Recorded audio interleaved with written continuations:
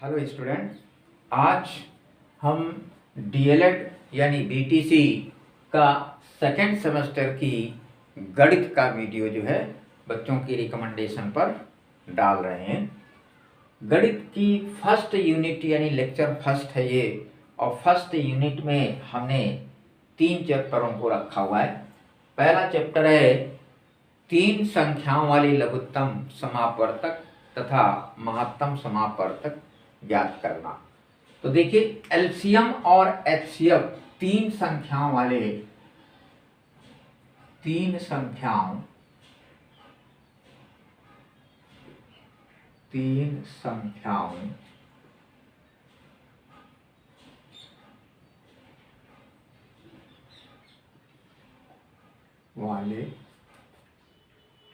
लघुत्तम समापवर्तक LCM तथा HCF.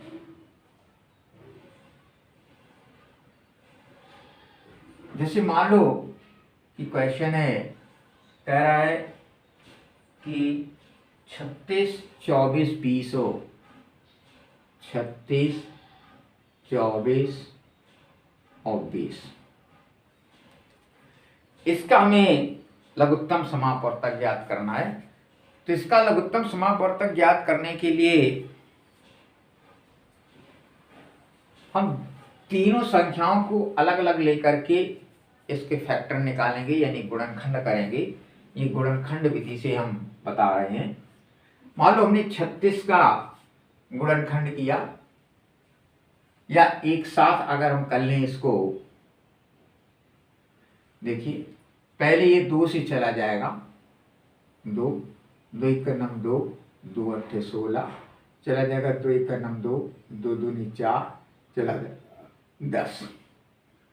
फिर इसको हम 2 से करेंगे तो 2 9 18, 4 2 6 12, 2 5 10। फिर ये अभी 2 से चला जाएगा तो 2 9 ये नहीं कटेगा, ये हो जाएगा 2 3 6, ये भी नहीं कटेगा। अब ये 3 से हमारा चला जाएगा, 3 से करेंगे तो 3 3 का 9, 3 का 9 3, ये नहीं कटेगा। अब ये 3 से और जाएगा तो ये जाएगा 3, 3 का 9 3, 1, अब ये 5 बचेगा।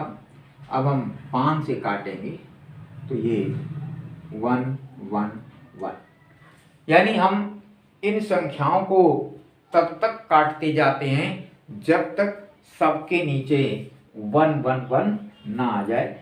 इसके नीचे भी 1 आ गया, इसके नीचे भी 1 और इसके नीचे भी 1। तो इसका जो लघुत्तम समापवर्तक है, इन संख्याओं का गुणनफल हम निकालेंगे। गुणनफल हमने निकाला 2 गुणे 2 गुणे 2, फिर हमने 3 गुणे 3 गुणे 5। ये हमारा इसका लघुत्तम समापवर्तक होगा। अब इसको अगर हम गुणा कर लें तो 5 3 15, 15 से 45, 45 दूना 90, 90 दूना 180, 180 दूना 360। तो ये 360 इसका जो है एचसीएफ जो है हो जाएगा हमारा एलसीएम। ये हमारा एलसीएम यानी लघुत्तम समापवर्तक होगा। इसी प्रकार से हम अन्य क्वेश्चनों को भी जो है कर सकते हैं। अन्य क्वेश्चन हैं जैसे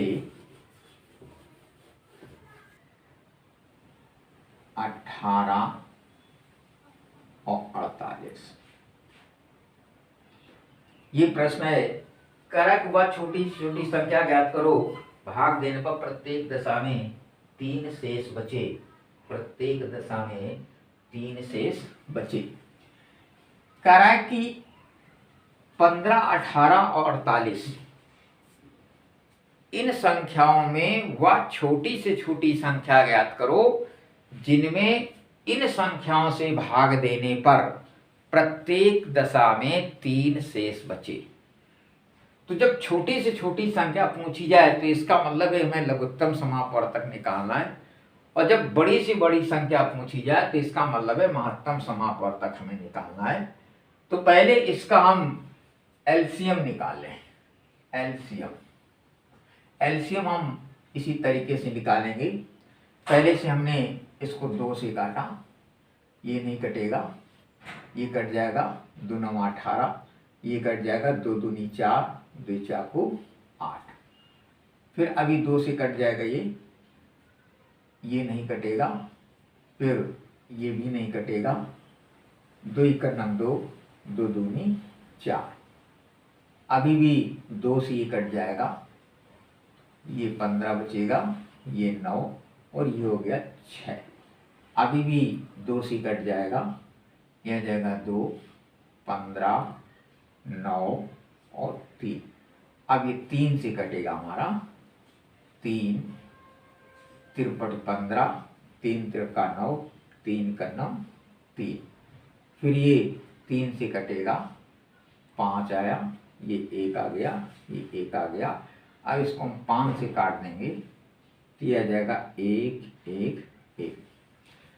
यानी जब तक हम काटेंगे, जब तक हर एक के नीचे शेष हमारा 1 1 जो है ना बचे। अब हम इन संख्याओं का गुणा कर लेंगे। इन संख्याओं का जब हम गुणा करते हैं तो 2 गुणे 2, 2 गुणे 2 गुणे 2 और गुणा 2, 1 2 3 4, फिर 3 गुणा 3, 3 गुणा 3 और गुणे 5, ये संख्या हो गई हमारी। तो 5 त्रिक 15, 15 से 45, 45 दूना 90, 90 दूना 180, 180 दूना 360 और 360 दूना 720। ये इसका एलसीएम आ गया।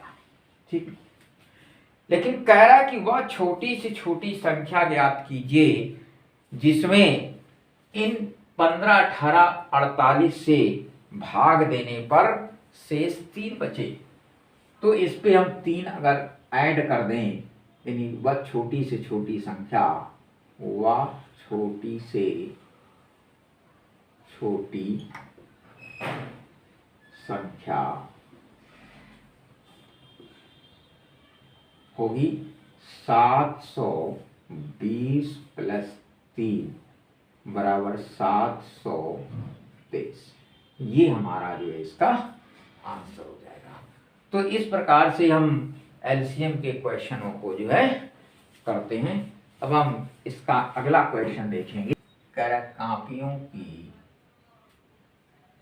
क्वेश्चन हमारा कि कापियों की वह छोटी से छोटी संख्या ज्ञात कीजिए जो 3 6 12 व 15 बंडलों में अलग अलग किंतु बराबर बराबर बांटी जा सके।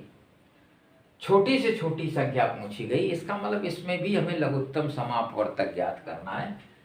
तो हम 3 6 12 और 15 कर लेंगे। पहले हम 2 से काटेंगे, 2 3 2 3 6 2 6 12 15। फिर हम 2 से काट देंगे, 3 3 3 15। फिर हम 3 से काटेंगे, 3 1 1 1 तिरपट 15। अब हम 5 से काट देंगे, तो 1 1 1 1। तो सबके नीचे हमारा 1 1 आ जाता है, इसलिए इसका एलसीएम हो जाएगा हमारा 2 गुणे 2 गुणे 3 गुणे 5। 5 3 15, 15 दूनी 30, 30 दूना 60। यानी वो छोटी से छोटी संख्या हमारी 60 होगी। इस प्रकार से क्वेश्चनों को हम एलसीएम से निकाल लेते हैं। ये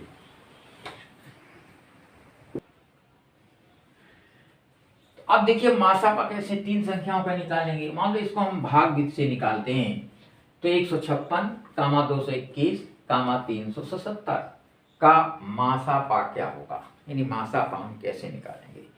तो मासापा निकालने की 2 हमारी विधियां हैं। एक तो हम गुणनखंड करके निकाल सकते हैं, अलग अलग संख्याओं का हम अलग अलग गुणनखंड कर लें, फिर उसमें जो संख्याएं कॉमन हो उन कॉमन संख्याओं को हम लेकर के उनका गुणा कर दें, तो वो उसका मासापा कहलाती है। एक हमारी विधि होती भाग विधि। तो भाग, यहाँ पर हम भाग विधि से बता रहे हैं कि भाग विधि से कैसे मासापा ज्ञात करें। मान लो यहाँ पर 156 छोटा है, फिर 221, फिर 377। मान लो हम 156 को पहले लेते हैं, 156 भागित 221। 156 का यहाँ पर 2 बार भाग नहीं जाएगा, 1 बार भाग जाएगा। मान लो हमने 1 बार भाग दिया ये, तो 156 आ गया। 11 में से 6 गए 5, फिर 11 में 5 गए 6, 65 आ गया। अब 65 का भाग फिर हम देंगे 156 में। भाग 2 बार चला जाएगा, 2 बार हमने दिया, 2 पंचे 10, 2 छक्के 12 और 1 13, बचेगा 6, 5 में से 3 जाएगा 2, 2 26। अब हम भाग देंगे 65 में,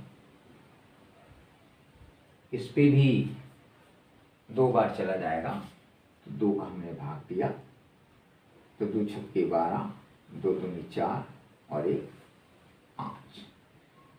5 में से 2 गया 3 और 1, 13 से भाग देंगे किस पे, 26 में। 2 बार चला जाएगा 26, यानी शेष फल हमारा 0 हो गया। ठीक, तो तब तक इस पे भाग विधि में तब तक भाग देते रहते हैं जब तक उसका शेषफल 0 ना हो जाए। जब 0 हो जाएगा तो वहीं पर हम रोक देंगे। अब ये इसका मतलब है मासापा इन 2 संख्याओं का 13 आ गया, यानी जिस संख्या से भागफल 0 हो जाए, यानी भागफल नहीं शेषफल 0 हो जाए, वो संख्या हमारी 13 है, और उसी 13 को ही हम उसका मासापा कहते हैं। ये एल्गोरिथम थ्योरम में भी बताया गया है। अब हम इस 13 से इस पे भाग देंगे, देखेंगे क्या इस पे भी शेषफल 0 होता है।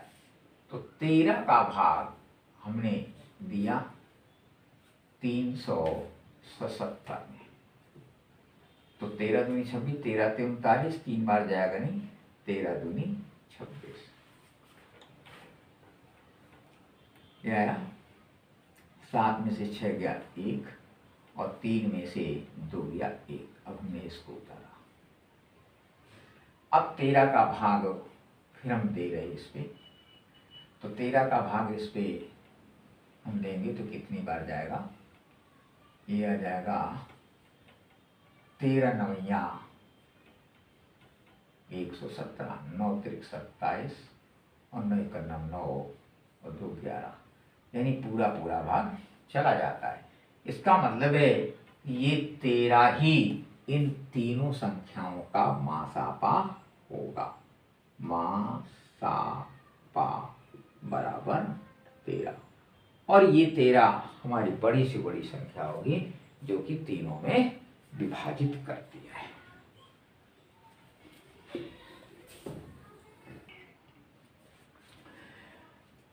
तो देखिए कह रहा है, अगला प्रश्न ये है, चौथा प्रश्न ये कि बड़ी से बड़ी वर्गाकार टाइल की भुजा ज्ञात करो। बड़ी से बड़ी वर्गाकार टाइल की भुजा ज्ञात करो जो बिना तोड़े 64 मीटर 7 सेंटीमीटर लंबे और 20 मीटर 21 सेंटीमीटर चौड़े कमरे के फर्श में लगाई जा सके। तो इस प्रश्न में बड़ी से बड़ी कह रहा है, इसका मतलब इसका हमें मासापा ज्ञात करना है। तो यहाँ पर दोनों की इकाइयां लंबाई चौड़ाई 2-2 इकाइयां दी, मीटर दी, सेंटीमीटर। तो पहले इसको हम 1 इकाई में बदल लेते हैं। मान लो ये दे रहा है 64 मीटर, 64 मीटर और 7 सेंटीमीटर, 7 सेंटीमीटर बराबर हो जाएगा 6400। 1 मीटर में 100 सेंटीमीटर होते हैं, तो 6400 प्लस 7, यानी ये हो गया 6400 7 सेंटीमीटर। इसी तरीके से चौड़ाई हो जाएगी 20 मीटर, 20 मीटर और 21 सेंटीमीटर, 21 सेंटीमीटर, ये हमारा हो जाएगा 20 और 2 जीरो और प्लस हो 21 सेंटीमीटर, यानी ये हो जाएगा 20 और 21 सेंटीमीटर। तो हमने दोनों की इकाइयाँ समान कर ली। अब हमें इसका मासापा ज्ञात करना है। मान लो भाग विधि से हम कर रहे हैं, तो 2021 भागित 6407, तो पहले ही भाग चला जाएगा लगभग 6 बार। देखिए 6 बार हमने दिया, 6 का नम 6, 6 दूनी 12 के 2, यहाँ से लगा 1, 12 के 12 हो गए, 6 दूनी 12 रहेगा, नहीं जाएगा 6400, 2000 लगभग 6 0 3 दूनी 6, 3 बार चला गया हमारा। 7 में से 3 गया 4, 10 में से 6 गया 4, यहाँ बचेगा 3, तो 3 उतारा। अब इसका भाग हम देंगे इस पे 2021 में, तो ये भाग चला जाएगा 18 और 6 6 4 को 24 के 4 0, 10 10 में 3 गया 7 गया 3, 301 आ गया। 301 का हम भाग देंगे 344 में, ये एक बार जाएगा, 1 301 बचेगा 3 और 4, इसका भाग अब हम देंगे 301 में, ये चला जाएगा 4 7 28, 7 बार लगभग, 7 करके 30, 7 दूनी 4, 4 चको 28 और 30। अब शेष फल इसका 0 हो गया। तो इसका मतलब है कि इसका मासापा जो होगा वो 43 होगा। मासापा बराबर 43। पूछा क्या है? बड़ी से बड़ी वर्गाकार टाइल्स हो। इसका मतलब बड़ी से बड़ी वर्गाकार टाइल्स जो होगी वो 43 सेंटीमीटर की होगी, जो कि बिना काटे उस कमरे में हम लगा सकते हैं।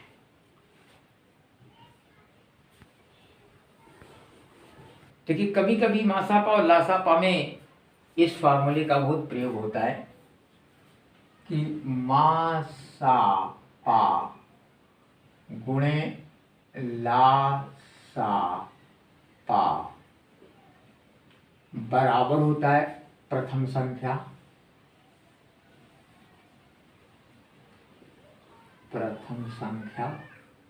गुणे द्वितीय संख्या।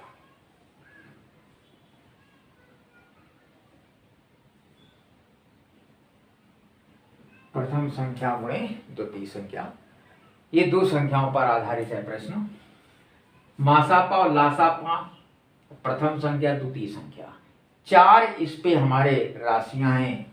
मासापा लासापा प्रथम संख्या द्वितीय संख्या, इस 4 में से अगर कोई 3 चीजें दी हों तो हम इस सूत्र की सहायता से चौथे के मान की गणना कर सकते हैं। अगर प्रथम संख्या द्वितीय संख्या दी है, मासापा दिया है तो हम लासापा निकाल सकते हैं, लासापा दिया है तो मासापा निकाल सकते हैं। अगर लासापा मासापा दिया है तो प्रथम संख्या दी है तो हम द्वितीय संख्या निकाल सकते हैं, या द्वितीय संख्या दी है तो हम प्रथम संख्या भी निकाल सकते हैं। तो इस क्वेश्चनों में लासापा मासापा में इस सूत्र का भी बहुत उपयोग होता है और काफी महत्वपूर्ण जो है तो इस पर भी आधारित क्वेश्चन प्रैक्टिस करिए। देखिए अगला इसका चैप्टर आता है जोड़ना, घटाना, गुणा और भाग। तो जोड़ना, घटाना, गुणा और भाग हम उसी तरीके से करते हैं जैसे कक्षा 1 से लेकर के 4 5 तक पढ़ते रहते हैं। 4 और 5 को जोड़ना है तो 4 धन 5 बराबर 9 हो जाएगा। 5 में से अगर 4 घटाना है तो 5 - 4 बराबर 1 आ जाएगा। अगर हम 4 को 5 में गुणा करते हैं तो 4 गुणे 5 यानी 25, 4 पंचे 20 हो जाएगा। और अगर हम 4 का भाग 5 में देते हैं तो 4 भागे 5 यानी एक बार पहले जाएगा फिर दशमलव लगेगा। तो ये गुणा, ये जो संक्रियाएं हैं हमारी गणित की, चारों संक्रियाएं हम पहले से भी जानते हैं और यहाँ भी हम इन्हीं संक्रियाओं को करेंगे। अंतर सिर्फ इतना है कि अभी तक अगर हमने छोटे छोटे अंकों का गुणा, भाग, जोड़ना, घटाना किया था, तो अब हमें कई कई संख्याओं का जोड़ना, घटाना, गुणा और भाग करना है। यहाँ पर एक चीज और हम सिंप्लीफिकेशन में देखते हैं कि जहाँ पर हमारी कई संक्रियाएं साथ साथ होती हैं तो वहाँ पर हम एक नियम का पालन करते हैं, बोर्ड मास का। बोर्ड मास, बोर्ड मास का पालन हम इसलिए करते हैं कि बी का मतलब होता है ब्रैकेट से, ब्रैकेट कि सबसे पहले हम ब्रैकेट को तोड़ते हैं। ऑफ, ओ का मतलब होता है ऑपरेशन, ऑफ यानी का मतलब है, यानी इसको सॉल्व करते हैं। इसके बाद फिर डी, डिवीजन से आता है यानी भाग की क्रिया की जाती है। इसके बाद एम यानी गुणा की क्रिया की जाती है, मल्टीप्लिकेशन। इसके बाद आता है ए, एडिशन यानी जोड़ किया जाता है। इसके बाद आता है एस, सब्ट्रैक्शन यानी घटाया जाता है। तो इसका मतलब बोर्ड मास में हम सबसे लास्ट में सबसे पहले कौन सी क्रिया करते हैं, ब्रैकेट को तोड़ते हैं, और सबसे लास्ट में हम क्या करते हैं, घटाते हैं। तो ये बोर्ड मास का हमारा नियम है सिंप्लीफिकेशन में कि सबसे पहले ब्रैकेट, फिर हाफ को तोड़ते हैं, फिर हम डिवीजन करते हैं, फिर मल्टीप्लिकेशन करते हैं, फिर एडिशन करते हैं और सबसे लास्ट में हम सब्ट्रैक्शन करते हैं। जैसे यहाँ पर ये प्रश्न है सिंप्लीफिकेशन का है, जोड़ना भी है, घटाना भी है, रूट भी लगा हुआ है। तो अंडर रूट 121, अंडर रूट 121 का वर्गमूल हमारा क्या होता है, 11 होता है। इसको हम अगर करें रूट 64 का मान होता है 8, फिर माइनस 0.04 का रूट होता है 0.2, इसका अगर निकालें तो ये होता है 0.4।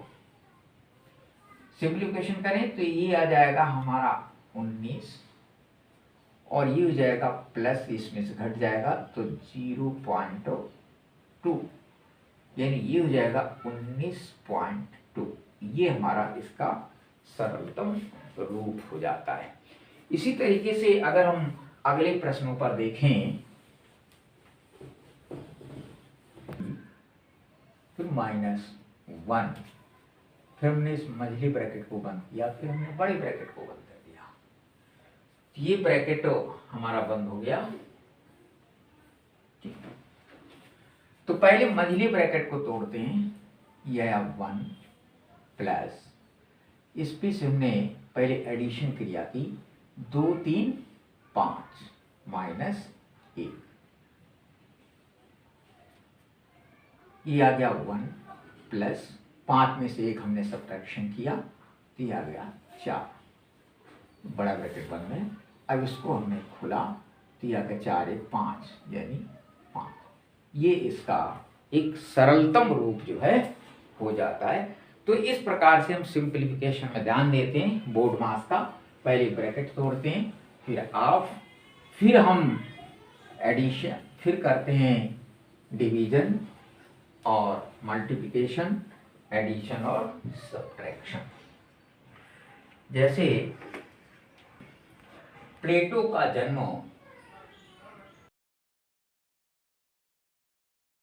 देखिए जैसे ये प्रश्न है, प्रश्न नंबर 3 हमारा है, कर प्लेटो का जन्म 429 ईसा पूर्व में हुआ था तथा 348 ईसा पूर्व में वो दिवंगत हुए। वे कितने वर्षों तक जीवित रहे?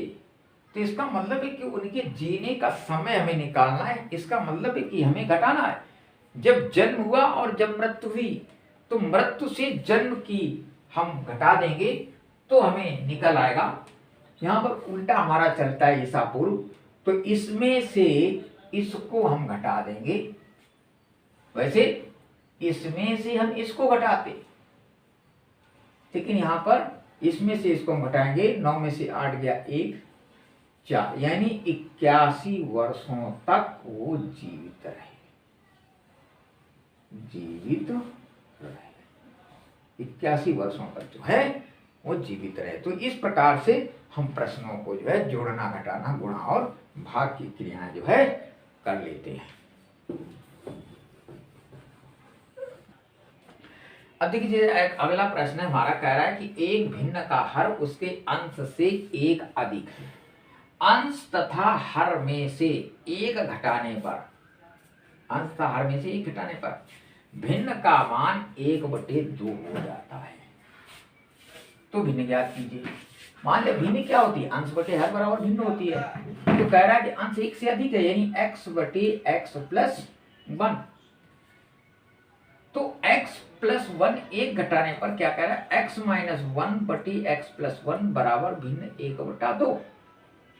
इसका मतलब है कि ये क्रॉस मल्टीप्लाई करें तो 2x - 2 = x, x को इधर ले आवे तो 2, इसलिए x बराबर 2, यानी x की वैल्यू 2 आ गई। तो भिन्न हमारी x+1 यानी 2/3, यानी इसका मतलब भिन्न हमारी हो जाएगी 2/3। तो ऐसे प्रश्नों को हम बड़ी आसानी से जो है हल कर लेते हैं। भिन्न का मान हो जाएगा 2/3। अब देखिए अगला चैप्टर जो है हमारा वो संख्याओं पर आधारित है। चैप्टर का नाम है प्राकृतिक पूर्ण संख्या या पूर्णांक, परिमेय तथा अपरिमेय संख्या। हम जानते हैं कि संख्या क्या है। संख्या यानी नंबर, संख्या को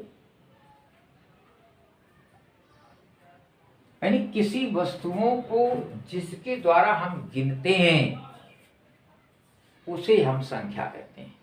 कोई भी वस्तु हम जो गिनते हैं 1 2 3 4 5, इसे हम संख्या कहते हैं। और इन संख्याओं को जिन प्रतीकों द्वारा हम व्यक्त करते हैं उन्हें हम संख्यांक कहते हैं। इन संख्याओं को जिन प्रतीकों के द्वारा व्यक्त करते हैं उन्हें हम संख्यांक कहते हैं। अब संख्यांक में पहले जैसे प्राकृतिक संख्या है, प्राकृतिक संख्या, प्राकृतिक संख्या जिसको हम नेचुरल नंबर बोलते हैं, नेचुरल नंबर, नेचुरल नंबर। तो नेचुरल नंबर जितनी भी संख्याएं हमारी 1 2 3 4 अनंत तक, ये सभी की सभी हमारी संख्याएं प्राकृतिक संख्याएं कहलाती हैं। 0 से लेकर के 0 नहीं 1 से लेकर के अनंत तक 1 2 3 4 5 6 7, ये सभी हमारी प्राकृतिक संख्याएं कहलाती हैं। फिर एक होती पूर्ण संख्या, होल नंबर जिसको बोलते हैं, होल नंबर, होल नंबर, पूर्ण संख्या।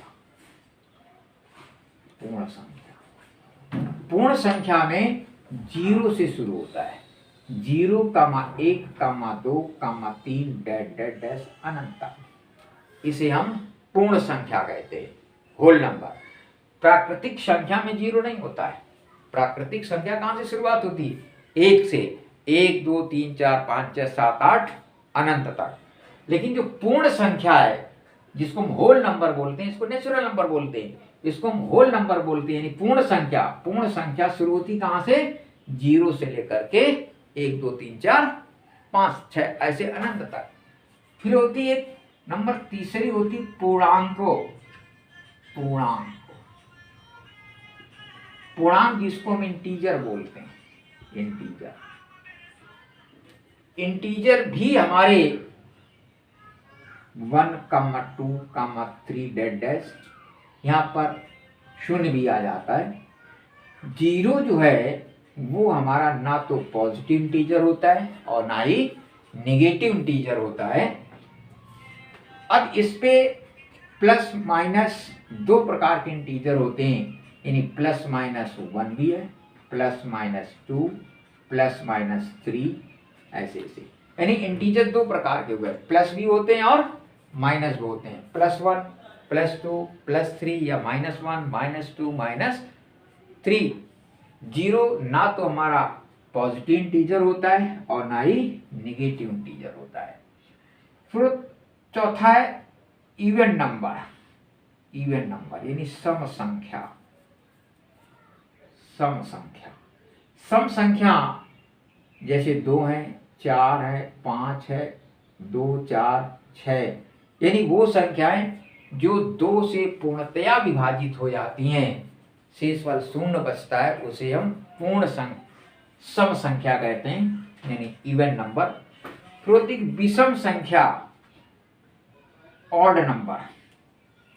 विषम संख्या, विषम संख्याएं वे संख्याएं होती हैं जैसे 1 3 5 ऐसे, यानी इनमें हम 2 से पूरा पूरा भाग नहीं दे सकते हैं, ऐसी संख्याओं को हम ऑड नंबर यानी विषम संख्या कहते हैं। फिर होती है एक भाज्य होती है, एक अभाज्य संख्या। भाज्य संख्या वो संख्याएं होती हैं जिसपे या तो स्वयं से या एक से या अन्य किसी एक से चला जाए भाग, उसे हम भाज्य संख्या कहते हैं। भाज्य संख्या, भाज्य संख्या जैसे 6 में 1 से भी भाग चला जाता है, 2 से भी चला जाता है और 6 से भी चला जाता है और 3 से भी चला जाता है। तो ऐसी संख्याएं हमारी भाज्य संख्याएं कहलाती, जिसमें स्वयं और एक तथा कम से कम एक अन्य राशि से भाग चला जाए, उन्हें हम भाज्य संख्या कहते हैं। फिर एक होती अभाज्य संख्या। अभाज्य, प्राइम नंबर बोलते हैं अभाज्य संख्या। अभाज्य संख्याएं वे संख्याएं होती हैं जिनमें केवल एक से या फिर स्वयं से भाग चला, जैसे 1 है, 2 है, 3 है, ये हमारी अभाज्य संख्या है। 1 में सिर्फ 1 से ही भाग जाएगा, 2 में या तो 1 से चला जाएगा या 2 से चला जाएगा, 3 में या तो 1 से जाएगा या फिर 3 से जाएगा, इसके अलावा किसी से नहीं जाएगा। जैसे 7 है, 7 में या तो 1 से जाएगा या 7 से जाएगा। तो ऐसी संख्याओं को हम अभाज्य संख्या कहते हैं। फिर होती परिमेय संख्याएं। परिमेय संख्या, परिमेय संख्या वे संख्याएं होती हैं जिनको हम P/Q के रूप में लिख सकते हैं, उन्हें हम परिमेय संख्या कहते हैं। जैसे 2/3, 5/6, 3/9, ये सभी की सभी हमारी परिमेय संख्याएं हैं। फिर होती अपरिमेय संख्या। अपरिमेय, अपरिमेय संख्या, अपरिमेय संख्या वे होती हैं जिनको हम P/Q के रूप में नहीं लिख सकते, या हम ये समझ लें जिनका रूट पूरा पूरा नहीं निकलता है, जैसे √2, √3, √5, ये सभी की सभी संख्याएं हमारी अपरिमेय संख्याएं कहलाती हैं। किन्हीं दो परिमेय संख्याओं के बीच में अनंत अपरिमेय संख्या, अनंत परिमेय संख्याएं निकाली जा सकती हैं। किन्हीं 2 परिमेय संख्याओं के बीच में हम अनंत परिमेय संख्या ज्ञात कर सकते हैं। फिर उससे बड़ी, फिर उससे बड़ी, फिर उससे बड़ी। तो आरोही क्रम में लिखना में कह रहा है, निम्न संख्याओं को आरोही क्रम में लिखिए।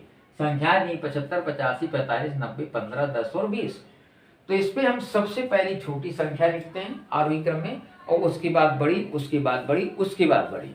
यहाँ पर देखें तो सबसे छोटी संख्या 10 है, 10 पहले लिखेंगे, उसके बाद 15 है, उसके बाद 20 है, 20 के बाद 45 है, 45 के बाद 75 है, 75 के बाद 85 है, 85 के बाद 90 है। ये तो हमारा आरोही क्रम हो गया। अगर इसी को हम अवरोही क्रम कह दें, अवरोही क्रम, अवरोही क्रम, ये हो गया असेंडिंग ऑर्डर, ये हो गया डिसेंडिंग ऑर्डर।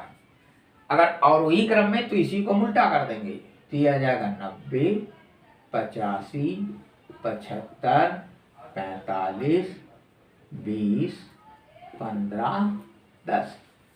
तो सबसे पहले हम बड़ी संख्या लिखेंगे और उसके बाद उससे छोटी, उसके बाद उससे छोटी, उसके बाद उससे छोटी। तो आरोही और अवरोही क्रम को समझ लेना बहुत जरूरी है।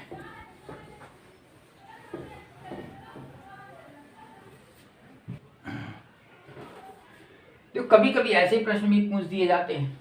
यहाँ पर दिया हुआ a प्लस बी बराबर 12 और a माइनस बी बराबर 2। तो पूछ रहा है a square minus b square का मान ज्ञात कीजिए।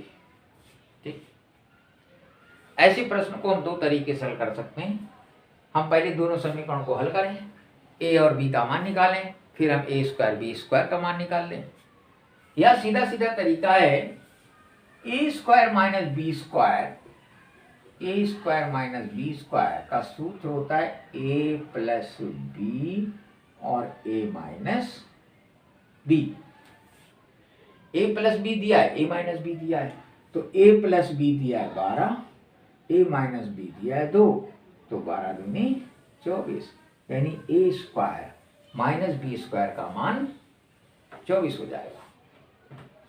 चलो देखिए, कभी कभी ऐसे प्रश्न भी इस पे पूछ लिए जाते हैं। कह रहा 12/5 बराबर 2/5 प्लस 2x/5 में x का मान ज्ञात कीजिए। तो यहाँ पर ये x अननोन राशियां हैं, ये दोनों हमारे कांस्टेंट हैं। इन कांस्टेंट को हम एक तरफ ले आएंगे, यानी 12/5 माइनस 2/5 और बराबर 2x/5। दोनों की हम देखते हैं कि हर हमारे समान है, तो सीधे सीधे हम घटा देंगे। हर 5 हमने ले लिया, तो 12 माइनस 2 बराबर 2x/5।